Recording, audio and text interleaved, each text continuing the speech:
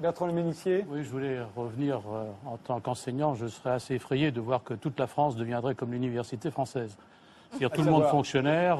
Et si vous connaissiez bien le milieu, et mon collègue le connaît certainement, c'est plutôt la haine qui existe et les clans et un ensemble de choses qui n'ont rien à voir d'être tout à fait pacifiques. Ceci dit, je reviens sur la question revenu et universel. Il y a deux choses qui sont importantes. Le revenu minimum qui avait été institué normalement par Michel Rocard, dans l'idée, dans la façon dont il l'a vendu, c'était pour se substituer à toutes les aides. Hein. Voilà. Et qu'est-ce qu'on a vu? On a vu le contraire. Hein, c'est allé. Alors, l'idée du revenu universel au sens de déconnecter, disons, l'aide, d'être désincitatif vis-à-vis du loisir et d'inciter les gens, bien entendu, à travailler, ça, je comprends cette idée d'allocation inconditionnelle. Hein, une certaine notion. Alors, après, bien entendu, le problème principal, c'est qui finance.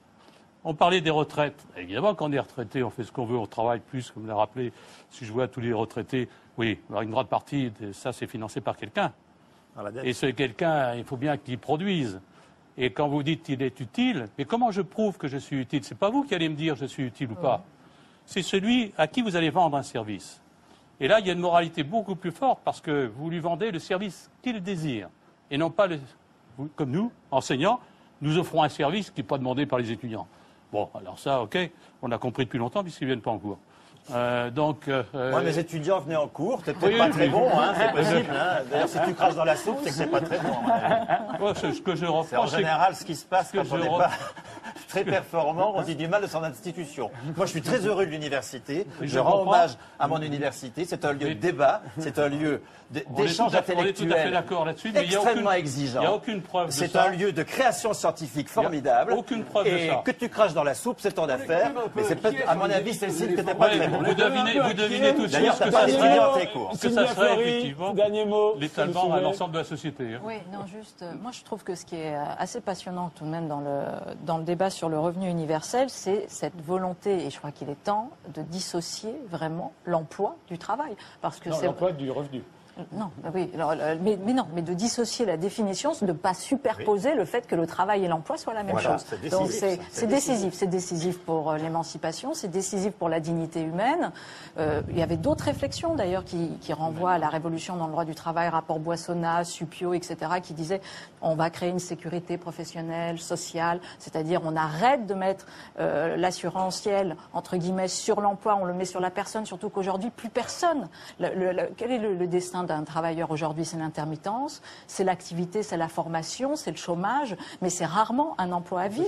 Et il est fondamentalement, alors qu'il produit sans cesse, on n'a jamais autant produit, on a une productivité magnifique, on n'a jamais autant produit individuellement de la richesse et participé à la valeur ajoutée, et on n'a jamais été en tant qu'individu, aussi peu alloué financièrement. Donc à un moment donné, il faut réfléchir globalement avec les outils qu'on peut avoir, avec ce que Gaël Giraud appelle le facteur 12. Je sais que vous n'aimez pas beaucoup comment dire, le fait de réguler les écarts entre les rémunérations, mais c'est important d'y penser. Le fait d'enlever de la responsabilité aux actionnaires précisément parce qu'ils sont volatiles et qu'ils ont su transférer de manière magnifique le risque sur, les salariés et les seuls travailleurs qui sont pris au piège dans cette histoire-là. Ça détruit des vies humaines. Donc oui, très sincèrement, si le revenu universel peut faire avancer la réflexion là-dessus, mais appelons le salaire universel.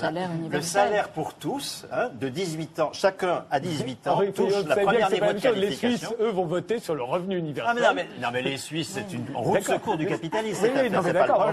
Si ça existe chez eux, on leur dira pas non plus. Nous avons fait beaucoup mieux avec la Sécu. C'est ça le point, c'est que nous avons fait avec la Sécu quelque chose qui, à la fois, permet de payer des salaires à vie, et donc de généraliser le dispositif à tout le monde. À 18 ans, chacun a le premier niveau de qualification, quel que soit son parcours scolaire. À 18 ans, chacun a le premier niveau de qualification. Ça fait partie de la majorité politique que d'avoir le premier niveau de qualification, et donc le salaire à vie qui va avec, mettons 1 500 €. Et puis il y a une carrière salariale qui est possible sur la base d'épreuves de qualification, bien sûr que l'on passe, jusqu'à 6 000 € par exemple, qui permet d'aller... Au-dessus de 6 000 €, c'est pas possible. Et ceux qui restent gratis à vie ont une prime supplémentaire. Au-dessus de 6 000 €, je pense que ça n'est pas du tout nécessaire de gagner plus de 6 000 € par mois. Très franchement, un couple à deux à 12 000 €, n'oubliez pas que cette affaire, il n'y a que de la cotisation, il n'y a plus d'impôts. Hein. Donc nous sommes à l'équivalent de 8 500 € par mois actuel. Parce que quand on gagne 8 500, il y a à peu près 2 500 qui partent en impôts, en TVA et en IRPP. Combien d'actifs, je ne vais pas de salaire, combien d'actifs gagnent plus de 8 500 € par mois en France?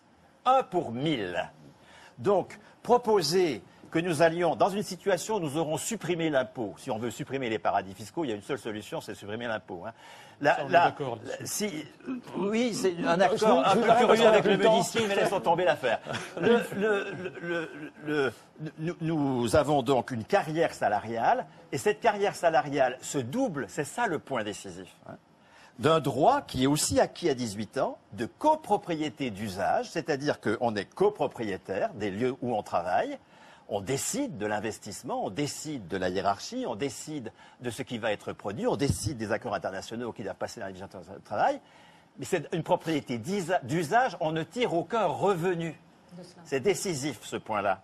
Et la maîtrise de l'investissement se fait par une cotisation économique qui se substitue au parasitisme du profit, des profiteurs qui n'investissent pas aujourd'hui. Hein.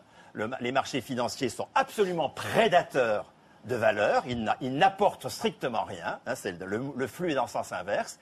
Nous avons fait la preuve que le capitalisme ne peut plus assurer, dans des pays développés comme le nôtre, l'avenir de notre production, notre avenir commun. Il faut passer à ce que la sécurité sociale, dans son expérience, rend possible, salaire à vie pour tous, et propriété d'usage des entreprises, de toutes les entreprises, hein, boulangerie de quartier, tout comme la SNCF. Merci Bernard Friot. Qui n'a jamais été dans le Conseil national de la résistance comme proposition. Hein. Ah ben heureusement, hein, heureusement qu'en 2013, nous ne sommes pas aux propositions de 45. J'honore ces propositions. Merci Bernard Friot.